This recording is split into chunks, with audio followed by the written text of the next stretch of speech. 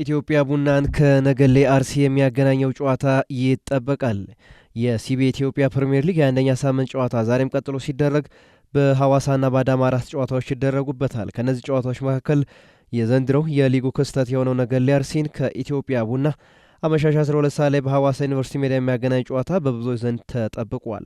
የአሰልጣኝ ሹምሽር ያደረገው ኢትዮጵያ ቡና አዲሱ አሰልጣኝ ወደ ውጤት ይመልሱታል ተብሎ ቢታሰብም የታሰበው ጎል ሊሆን አልቻለም። ቡናማዎቹ ከ4 ጨዋታዎች ጥበቃ በኋላ በ19ኛ ሳምንት ወላይታ ዲቻን በማሸነፍ ከድል ጋር የተገናኙ ሲሆን በዛሬው ጨዋታ ይህንን ድል ለማስቀጠል ብርቱ ፊልሚያ ያደርጋሉ ተብሎም ይጠበቃል። አዲስ አዳጊው ነገሌ አርሲ በአንጻሩ ዘንድሮ ሳይጠበቅ ድንቅ የውድድር ዓመት እያሳለፈ የሚገኝ ሲሆን ይህን ጨዋታ ማሸነፍ ከሊጉ አናት ላይ የሚያስቀምጠው በመሆኑ ለኢትዮጵያ ቡና ከባድ ተጋጣሚ ይሆናል ተብሎ ይጠበቃል። በተለይም ደግሞ ዘንድሮ ኢትዮጵያ ቡና የተከላካይ መስመሩ በቀላሉ ግብ እየተቆጠረበት የሚገኝ ሲሆን ዛሬ ደግሞ የፈጣን አጥቂዎች ባለቤት ከሆነው ነገሌ አርሲ ብርቱ ፈተና ይገጥመዋል ተብሎ ይጠበቃል። ሁለቱ ቡድኖች 3 ነጥብ አስፈላጊያቸው በመሆኑ ጨዋታው ብርቱ የመሸነፍ ፉክክርና ማራኪ የሜዳ ላይ እንቅስቃሴ ይታይበታል ተብሎም ይታሰባል። አዳማ ከተማ ከሸገር፣ መቻል ከመቀለ ሰባ እንደርታ፣ ወላይታ ዲቻ ከድሬዳዋ ከተማ ሌሎች የቀኑ መርሃ ግብሮች ናቸው።